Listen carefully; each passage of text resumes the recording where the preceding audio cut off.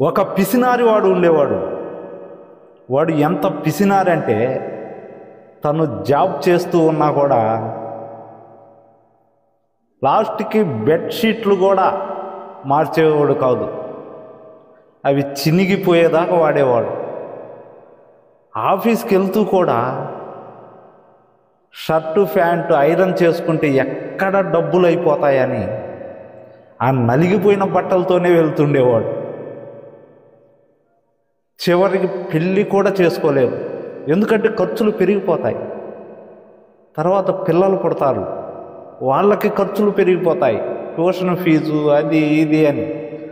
అందువల్ల ఇవన్నీ ఆలోచించి పెళ్ళి కూడా చేసుకోకుండా తన జీవితాన్ని గడుపుతూ ఉన్నాడు సంతోషంగా. అంటే వాడికి డబ్బులు ఉంటే చాలు, ఇంకేం అవసరం లేదు జీవితంలో అన్నట్టు గడుపుతున్నాడు. చివరికి రిటైర్మెంట్ స్టేజీ కూడా వచ్చేసింది. లాస్ట్ స్టేజీలో ఉన్నప్పుడు తన ఆయుష్ కూడా పూర్తి కావచ్చింది. ఒకరోజు సడన్గా యముడు వచ్చేశాడు. మానవ, నీ ఆయుష్ అయిపోయింది, ఇక పద నాతో అన్నాడు. యమ, 1,00,00,000 రూపాయలు ఇస్తాను నీకు, నన్ను ఇంకొంతకాలం ఈ భూమి మీద ఉండి యమధర్మరాజా అన్నాడు. యముడు గట్టిగా నవ్వుతూ, కుదరదు, నీ టైం అయిపోయింది మానవ అన్నాడు.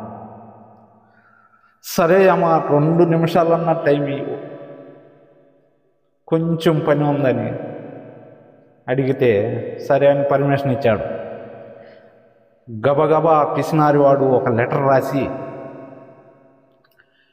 డబ్బు అంతా మూటలు కట్టి బయటికి విసిరేశాడు. ఆ లెటర్లో ఇలా రాశాడు: ఈ డబ్బు ఎవరికి దొరికినా జీవితాన్ని బతకండి, దాచుకోమాకండి నాలాగా అని రాసిపెట్టి విసిరేశాడు. సో అదండి, మనం ఎంత డబ్బు సంపాదించినా చివరికి మనకి చనిపోయాక 6 అడుగుల స్థలమే. ఒక్కరోజు కూడా ఇంట్లో మనం ఎంత బంగ్లా కట్టుకున్నా కూడా ఒక్కరోజు కూడా మన బాడీని అయిన వాళ్ళు కూడా ఉంచుకోరు. అందువల్ల జీవితాన్ని బతకండి, దాచుకోవద్దు. డబ్బు అవసరమే, కానీ ఎంతవరకు అని ఒక్కసారి ఆలోచించండి. డబ్బు ఎక్కువైనా కూడా ప్రమాదమే, అందువల్ల దాని మీద అత్యాశ పెట్టుకోవద్దు. ఓకేనా? Thank you friends.